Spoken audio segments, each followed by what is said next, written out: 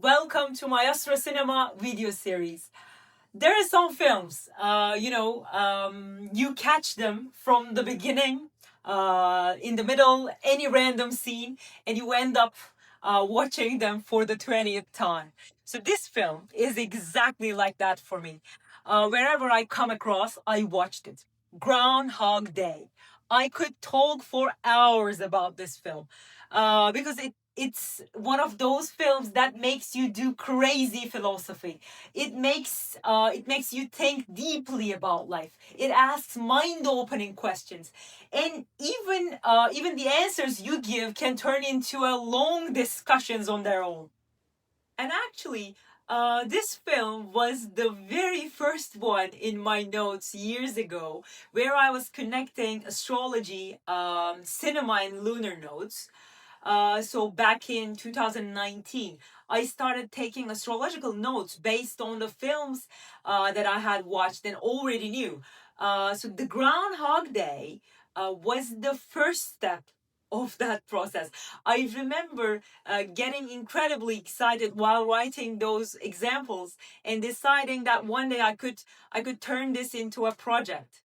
So at that time, I was approaching my Saturn return. So this film is actually the very first film of my AstroCinema project. That's why it's very special to me. So if you look at life in a slightly philosophical, slightly spiritual way, if you're a deep person, you'll enjoy this film so much. You lose yourself in it and you laugh a lot. So if you look at life in a very mechanical way, which you can do, but you'll definitely get bored then. So of course, at every age, I take something different from this film. But since astrology became part of my life, I've been looking at it from completely different perspective. I could talk endlessly about our character Phil's journey, really, but this video is one episode, so time is limited. In this episode, I'll be focusing on Phil's spiritual journey. As always, I'll be analyzing a very specific lunar node journey through Phil's character and spiritual development. In astrology, the lunar nodes represents the journey of the soul, where it begins, where it comes from, and in which direction it needs to grow. So I'll be telling this story through the perspective of the South Node in Leo and the North Node in Aquarius. All of Phil's character traits that needs to be transformed are connected to the South Node in Leo, and the qualities that will truly change his life. The ones that can make him a more, balanced person who actually enjoys life, are connected to the North Node in Aquarius. Groundhog Day has such a joyful script. I can describe it like this. Sometimes we get incredibly bored with the day we are in, and we just want it to end so tomorrow can come. So this story, this script, shows us how we can even become attached to the very days we wish would just be over. It's an incredible film about a weather presenter named Phil, who finds himself stuck in a time loop in a very small town, and how he transforms himself within that loop and eventually breaks it. And I'll give a small note here. The writer of the story was actually aware of how heavy the philosophical side was. So they brought in another writer to add comedy elements. So the comedy was added later on purpose. Now let's come to the incarnation we'll be analyzing. South Node in Leo, North Node in Aquarius. Dear South Node Leo souls, you little bullies, you came into this world with a big ego, and one of your main purposes is to smooth and refine that ego. You come into this life to learn how to move from me Me too, we. You are here to learn to put collective needs before personal satisfaction. You're here to learn how to build relationships with people as individuals and to recognize how special each person is in their own way. This lifetime is not about using power for you, but about creating friendships. It's a journey from arrogance to humility. Now let's look at the dates. March 1952 to October 1953, November 1970 to April 1972, May 1989 to November 1990, December 2007 to August 2009, July 2026 to March 2028. Don't forget to check the dates. If you were born within these dates, your South Node is in Leo and your North Node is in Aquarius. In your birth chart, the position of your Sun shows which shadow traits you need to leave behind, and the position of Saturn shows the Aquarius themes you need to develop. The obstacles necessary for your growth, and actually all the skills you need in order to truly shine. South Node Leo people often place the powerful ones above and the powerless ones below, especially in the early stage of their life. But the truth is, every human being is both a little strong and a little weak. One of my daughter's favorite books is The Lion Inside. You should check it out. It's an amazing book. We've probably read it like 500 times. I know it by heart now.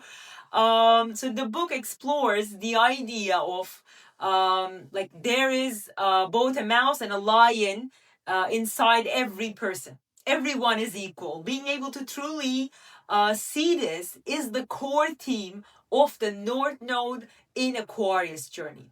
Now, let's begin. In the film, our main character, Phil, has a profession that clearly represents the South Node in Leo.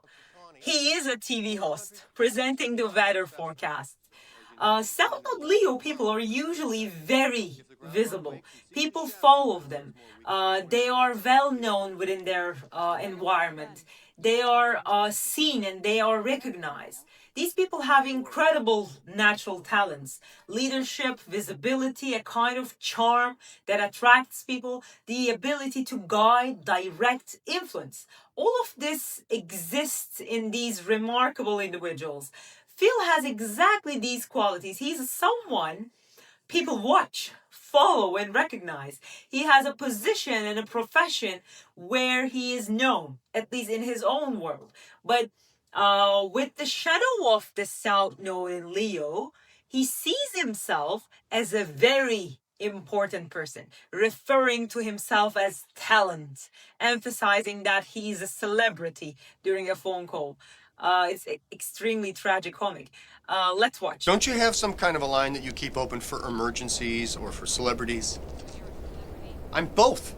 I'm a celebrity in an emergency. He doesn't give anyone much attention, and we often watch him looking down on the people around him. Arrogance is everywhere. We especially see this in how he belittles the town they go to, how he looks down on the hotel he stays in, and how he clearly doesn't want to interact with people at all. Let's watch. People are morons. Nice attitude. Morning! Morning. You off to see the groundhog? Yes, I am. Do you think it's gonna be an early spring? I'm predicting March 21st. Oh, good guess. Would you like some coffee? I don't suppose there's any possibility of getting an espresso or a cappuccino this morning, is there? Oh, I really don't know. How to spell espresso cappuccino. These people are great. Some of them have been partying all night long. They sing songs till they get too cold, and then they go sit by the fire and they get warm, and then they come back and they sing some more. Yeah, they're Hicks, Rita. There's so much ego, and the mocking facial expressions beneath his sarcastic sentences are very obvious. South Node Leo people, especially in the early stages of their lives, tend to assume that they are more important than others. No matter what environment they grow up in, there is a perception that their presence, their ideas, their existence are superior to anyone else's, and they behave accordingly. Most of the time, they're not even aware of this. They are drawn to power, and they tend to treat people who are weaker than them, younger than them, or less experienced as if they are somehow beneath them.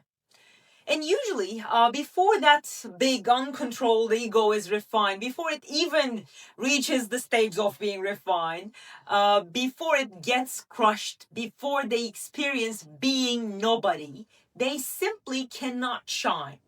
I often ask my South Node Leo clients this during experiences of being belittled or crushed by people they see as less capable than themselves, especially in the work life. How do you behave towards the CEO of the company you work for, and how do you behave towards the cleaning staff?